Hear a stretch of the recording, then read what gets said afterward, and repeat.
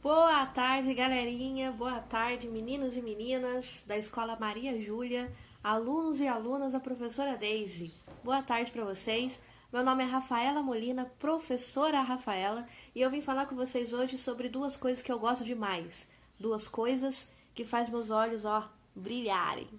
Eu vim falar com vocês sobre história, porque eu adoro história, não sei se vocês gostam de história, mas história é bom demais. Eu adoro história, eu adoro leitura, livros, o passado, conhecimento, curiosidades. Tem muita coisa legal na história.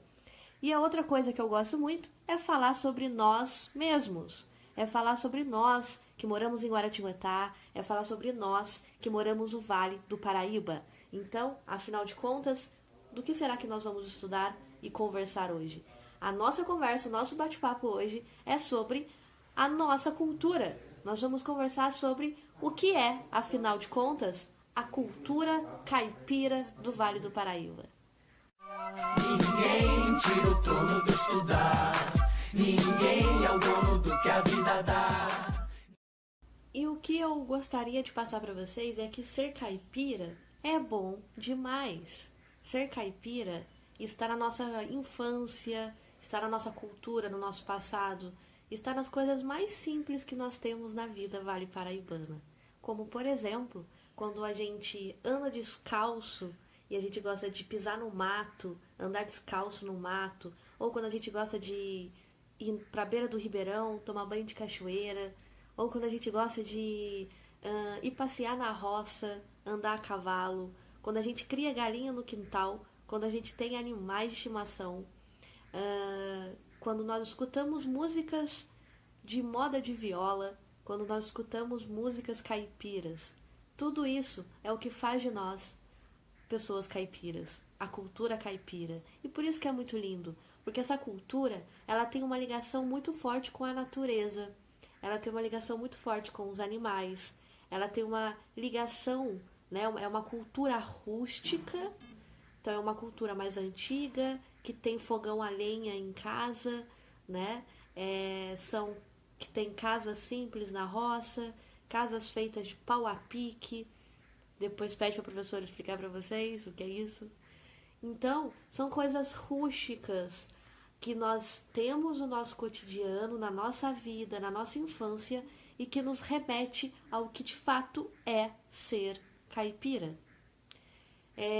Outra característica muito importante da cultura caipira que nos demarca por todos os lugares que a gente vai, sempre vai ter alguém que vai apontar o dedo pra gente e vai falar: "Ah, olha só, é caipira". É a forma que nós falamos, né? Nós caipiras, nós puxamos o R, né? É diferente, por exemplo, enquanto os cariocas falam porta, né? Nós falamos porta. Então nós puxamos mais o R, nós temos o linguajar mais caipira, né? E isso por muito tempo foi usado como algo de piada, pejorativo, algo ruim. E hoje não. Eu tô aqui para conversar com vocês, pra gente tentar desconstruir essa ideia, pra gente tentar desconstruir essa lógica e entender que nós temos que ter muito orgulho de sermos caipiras. Nós temos que nos valorizar, valorizar nossa cultura, valorizar o jeito que nós falamos, valorizar o fato da gente andar com o pé no chão, da gente gostar de mato, da gente gostar de animais. E isso é muito bonito. A nossa cultura caipira, ela foi formada, pessoal, numa mistura, né? Numa miscigenação étnica, numa miscigenação cultural lá no período colonial da história do Brasil, tá? E como é que funcionou isso? Nós tivemos, né, quem vivia aqui antes da invasão dos portugueses, tá? Invasão dos portugueses, não foi descobrimento, foi invasão. Nós tínhamos a cultura, né, os indígenas, diversas tribos, diversos grupos indígenas. E aí, essa miscigenação, essa mistura entre os brancos europeus, os antigos bandeirantes, com os indígenas brasileiros, e posteriormente, mais tarde, lá no século XIX, nós vamos ter a vinda dos africanos, e essa miscigenação vai continuar acontecendo com os negros africanos. Tudo isso vai fazer surgir o que de fato é a cultura caipira. Então a nossa cultura caipira é uma das culturas mais antigas da história do Brasil, que foi construída na época colonial, na época da interiorização do Brasil, do descobrimento do interior do Brasil, onde essas miscigenações foram acontecendo, né? Essas misturas foram acontecendo, inclusive de forma muito violenta, né? Várias mulheres indígenas eram violentadas, infelizmente, pelos homens brancos, pelos homens europeus, e tudo isso foi misturando essas culturas. Então foi misturando o idioma do Tupi-Guarani, né? O idioma indígena, com o idioma português. Depois os africanos chegam e trazem também práticas culturais lá da África, como por exemplo a sua religiosidade. E aí nós temos na cultura caipira diversos símbolos religiosos que misturam o catolicismo com as religiões afro, né? As religiões da África, que nós chamamos de sincretismo religioso. Então é por isso que nós temos, por exemplo, aqui em Guaratinguetá, é muito tradicional a nossa festa do São Benedito. São Benedito é um santo católico, porém, ele era negro. E se você for, quem aqui já foi com o papai e com a mamãe, né, ou já foi conhecer a procissão do São Benedito de Guaratinguetá, vocês vão poder observar que ali existem diversos elementos culturais que advêm da África, né? Elementos que é muito parecido com a religião da Umbanda, do Candomblé, e não apenas com a religião católica, tá? Então essa mistura de religiosidade, essa crença no ser superior, essa crença em algo, né? E principalmente na natureza, essa ligação com a natureza, essa rusticidade do modo de viver, essa forma de falar, as músicas que a gente escuta no violão. Não tô falando de sertanejo universitário não, tá? Isso não é caipira. Eu tô falando de modão de viola, de música caipira de fato. Isso faz parte da nossa cultura caipira, tá, pessoal? E aí, eu deixo aqui, né, uma questão que é uma problemática, que nós temos que sim, que preservar a cultura, que preservar nossa memória, e preservar algumas tradições, algumas. Porque outras tradições nós temos que desconstruir e não continuar. Por exemplo, como a cultura caipira é uma cultura muito rústica, é muito ligada à zona rural, é muito ligada à roça. A palavra caipira vem de capir, né? De fazer, de carpinar, né? O mato, a roça. Então, é daí que vem a palavra caipira, né? De caipir. Eu não sei pronunciar direito, vocês perceberam, né? Mas é isso. Bom, e aí tem algumas coisas que a gente não pode continuar na cultura, que nós temos que de fato romper, né? Como por exemplo, como é uma cultura muito antiga e muito rústica, nós temos dentro da cultura caipira, e faz parte dela, o patriarcado, né? O patriarcalismo, onde os homens parecem que dominam ainda a família, a casa, eles têm um certo poder, um certo controle, né? O pai, o homem e tudo mais. E às vezes acaba reprimindo as mulheres, né? Seguindo essa lógica mais patriarcal, mais machista. Então, isso é uma tendência cultural que faz parte da cultura caipira que nós temos que quebrar, que nós temos que desconstruir. Nós temos que tentar desconstruir essa lógica. Entender que homens e mulheres são iguais e têm os mesmos direitos e não tem essa de um querer comandar o outro, não. Entende? Então, nem tudo que é tradicional a gente tem que continuar. Algumas tradições a gente tem que quebrar e nós temos que desconstruir. Ok? Não esqueçam disso. Principalmente as meninas, hein? Bom, pessoal, agora eu queria falar com vocês sobre uma questão muito importante também, que daí é o que eu desenvolvi na minha pesquisa, né? Eu pesquisei sobre isso, futuramente vou estar publicando um livro sobre essa minha pesquisa, sobre a cultura caipira aqui da nossa região. E eu quero que vocês se lembrem agora de um famoso escritor vale paraibano, um escritor lá de Taubaté, da cidade de Taubaté, mas que também viveu alguns anos, morou alguns anos na cidade de Monteiro Lobato e também em Areias, no Vale Histórico, que é um escritor que todo mundo ouviu falar, porque aqui todo mundo eu acho que já ouviu falar sobre o Sítio do Pica-Pau Amarelo. Lembra? Aquela série que passava na TV, né? Ou os livros que vocês podem ter lido, né? A Emília, a Narizinho, o Pedrinho, a tia Anastácia. Então, esses personagens, o Sítio do Pica-Pau Amarelo foi escrito, é roça, é rural, é bem a nossa cultura caipira, né? O folclore da mula sem cabeça, o folclore do saci, né? Tá tudo ali, faz parte da nossa cultura. E esse escritor, chamado Monteiro Lobato, foi ele também que criou em outros livros, né? Ele tem vários livros publicados, inclusive o livro Urupês, o livro Cidades Mortas, que ele conta a história da nossa região do Vale do Paraíba, e tantos outros livros maneiros para vocês lerem. Monteiro Lobato foi o cara que criou a figura do caipira, e é por isso que eu estou trazendo ele para a nossa conversa. Foi o Monteiro Lobato, um escritor de Taubaté, que vai escrever sobre quem é o caipira e o que ele significa, tá? Você já deve ter ouvido falar, ou não, sobre o Jeca Tatu. O Jeca Tatu, ele é o personagem que vai representar, né? É a maior representação que nós temos do caipira, dentro da nossa cultura literária. O Jeca Tatu é um personagem de um livro do Monteiro Lobato, um personagem que é preguiçoso, um personagem que não gosta de trabalhar, um personagem que só gosta de ficar deitado na rede, sentado no chão, fumando, descalço. É essa imagem, a primeira imagem que ficou do caipira quando o Monteiro Lobato criou o Jeca Tatu. Mas, lembrando, Monteiro Lobato, ele era um homem que ele era promotor de justiça, então ele era um homem estudado, ele era um homem rico de elite e ele era um homem que tinha muitas terras, muitas fazendas, né? Era um latifundiário.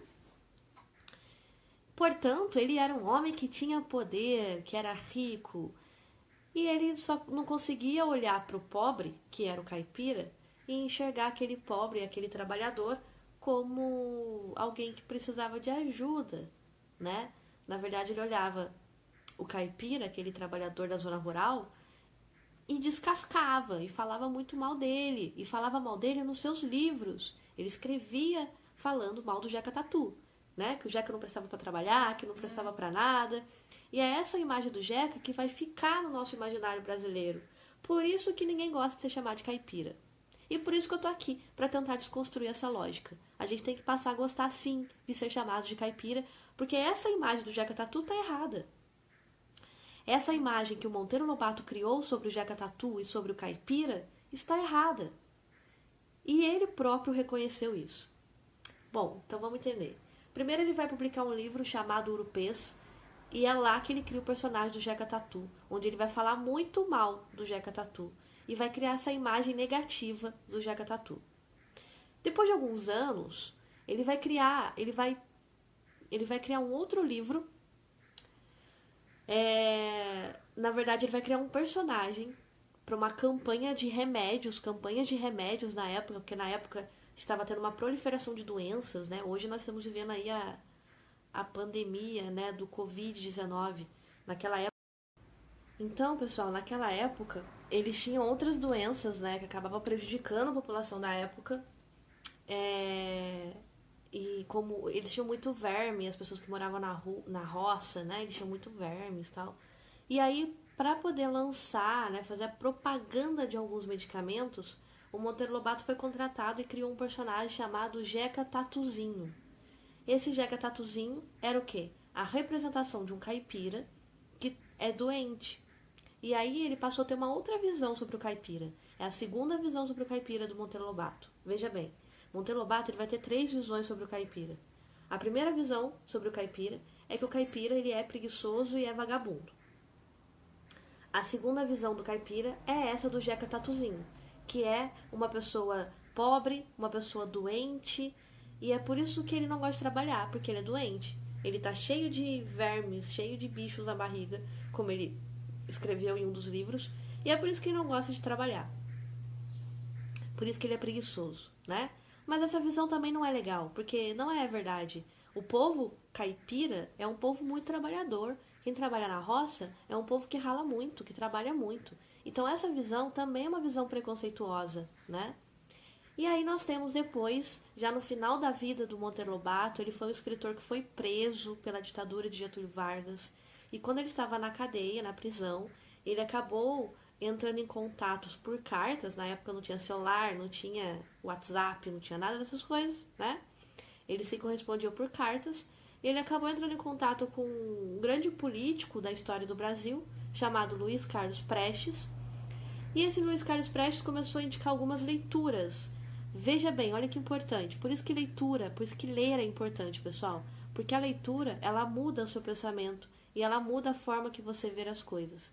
E o Monteiro Lobato, preso lá na cadeia, já com uma certa idade, ele passa a ter uma outra visão sobre o caipira. Ele entende de verdade quem é o caipira, que é a terceira visão do caipira de Monteiro Lobato. E essa visão é uma visão muito mais justa.